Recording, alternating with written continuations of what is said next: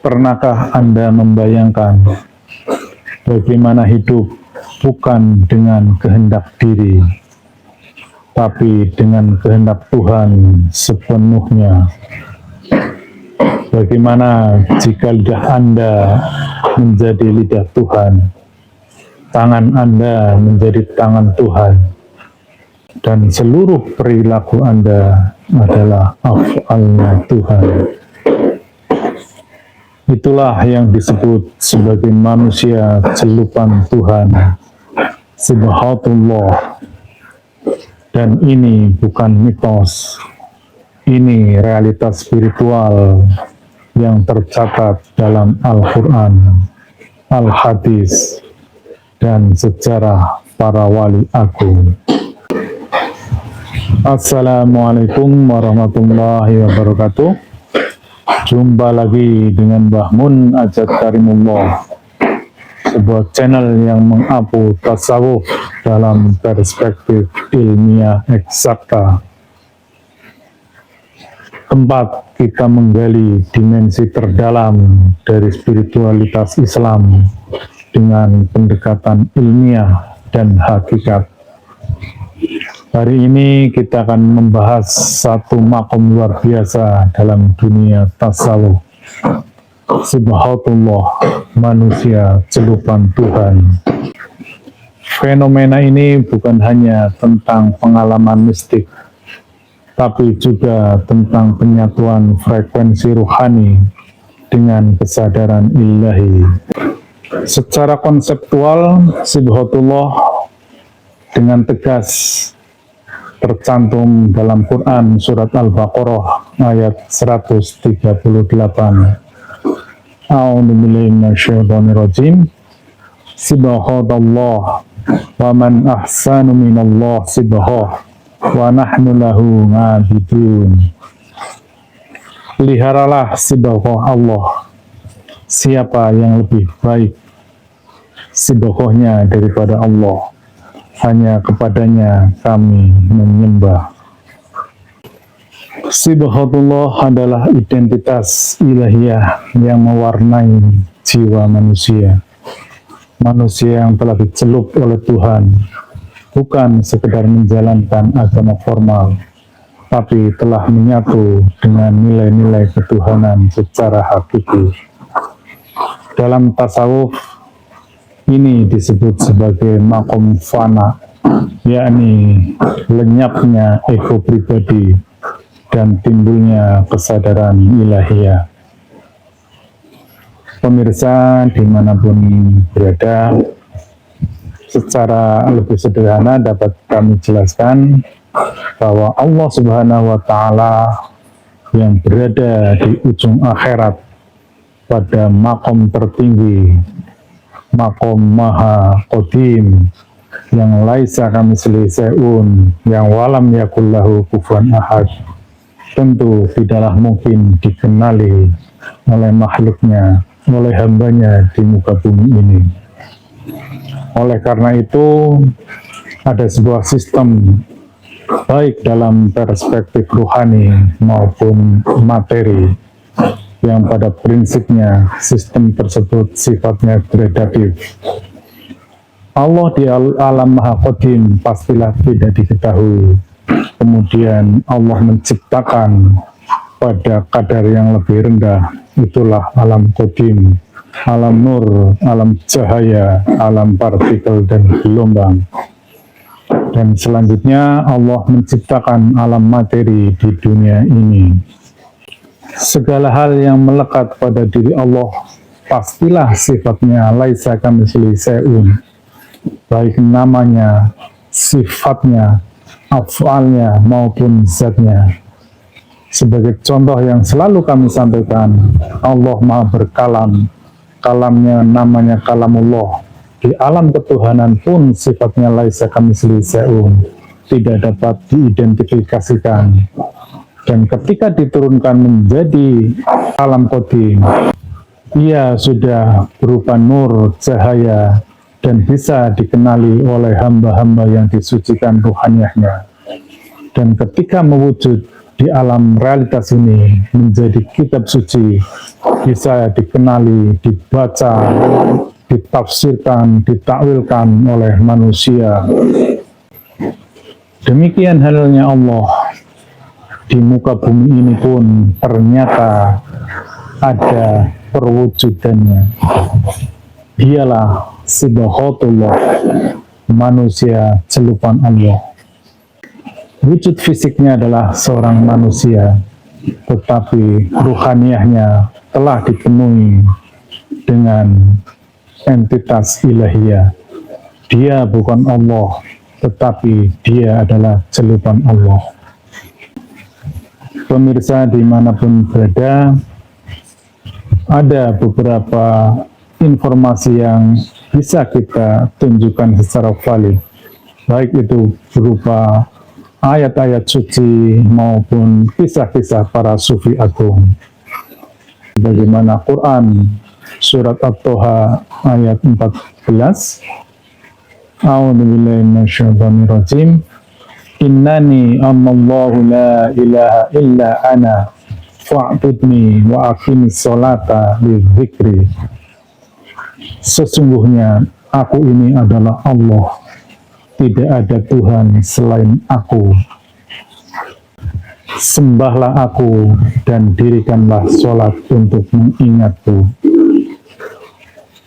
Tentu yang berkata seperti itu bukanlah Allah, karena perkataan Allah laisa kamitslihi syai'un.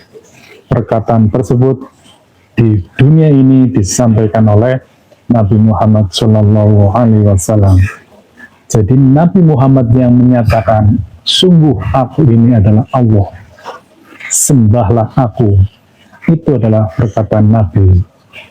Namun pada saat Nabi menyatakan seperti itu, beliau dalam keadaan fana, dirinya sudah tidak ada. Yang ada adalah ucapan Tuhan. Yang ada hanyalah kalamullah. Itulah kurang lebih gambaran dari Subhanallah. Demikian juga Nabi Isa pernah menyatakan yang termaktub dalam Yohanes ayat 6. Tidak ada yang sampai kepada Bapa kecuali melalui aku.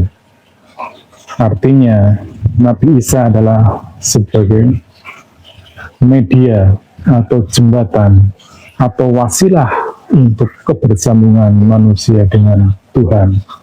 Artinya beliau juga mendapatkan celupan Allah Subhanallah. Pemirsa dimanapun berada, bahkan tidak hanya pada tingkatan Nabi, pada tingkatan wali-wali pun banyak kita temui. Sebagaimana salah satunya adalah sang martir Abu Mansur Al-Halaj. Beliau berkata, Ana al-haq, aku adalah sang kebenaran. Artinya, pada saat beliau menyatakan begitu, beliau berada dalam kesadaran ilahiyah, beliau berada pada dimensi qadim. Namun, umat memandangnya berbeda. Umat melihatnya dari dimensi dunia, sehingga disinilah seringkali resiko daripada seorang salik, daripada seorang pencari Tuhan. Padahal yang disampaikan Al-Halaj adalah perkataan dari Tuhan juga. Dia dalam keadaan fana, dirinya sudah tidak ada. Sehingga perkataan Ana al-Haq adalah bukan pernyataan dirinya. Demikian juga Syekh Siti Jenar pernah mengatakan, Manunggaling kawula Gusti. Sesungguhnya Siti Jenar itu tidak ada, yang ada hanyalah Tuhan. Kalau perkataan ini dimaknai dalam perspektif duniawi, dalam dimensi duniawi, maka ini menjadi keliru.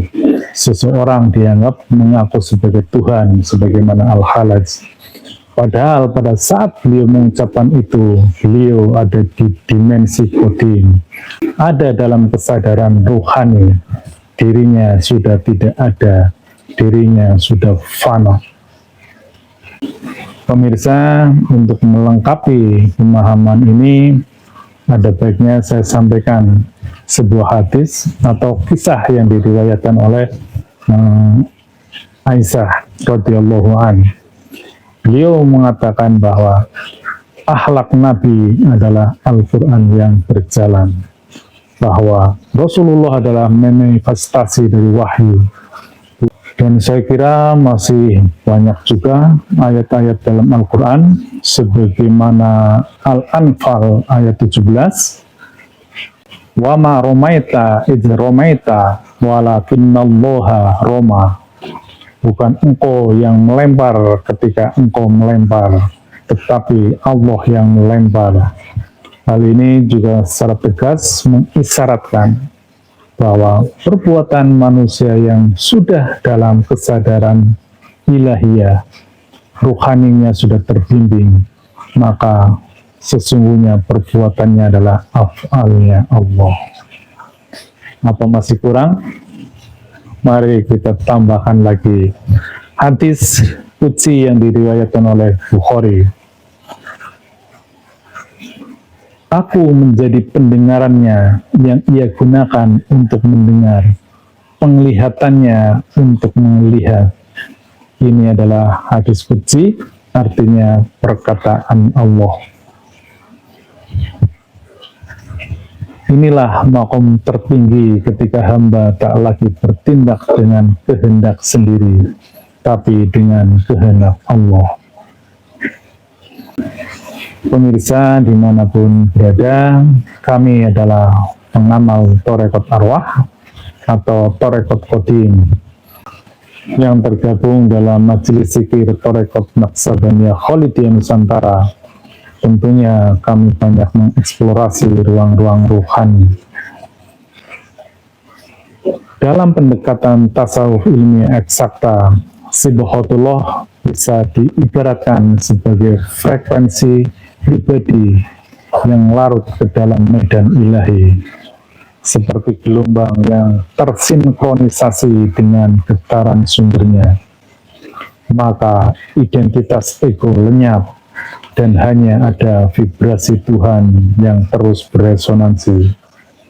Dalam bahasa kuantum, partikel kesadaran manusia berinterferensi secara konstruktif dengan medan kesadaran ilahi, menghasilkan identitas baru, manusia Tuhan, manusia Sibghatullah. Mereka yang menjadi celupan Tuhan bukanlah yang berkata aku adalah Tuhan dalam kesombongan, tetapi yang telah menghilangkan dalam samudera ketuhanan, dan hanya Allah yang tersisa dalam kesadarannya. Mari kita jadikan jalan tasawuf bukan untuk menjadi Tuhan, tetapi untuk meniadakan diri agar hanya Allah yang hidup dalam diri kita. Inilah Sibghatullah, menjadi cermin bagi nur ilahi. Demikian, semoga kita semua diberi jalan untuk menuju makom fana, agar hidup kita bukan hanya sekedar ritual, tapi juga pantulan dari af'al Allah. Mohon maaf sekiranya banyak hal yang kurang berkenan. Kami akhiri, illahi anta maksudi waridho kamadlubi. Assalamualaikum warahmatullahi wabarakatuh.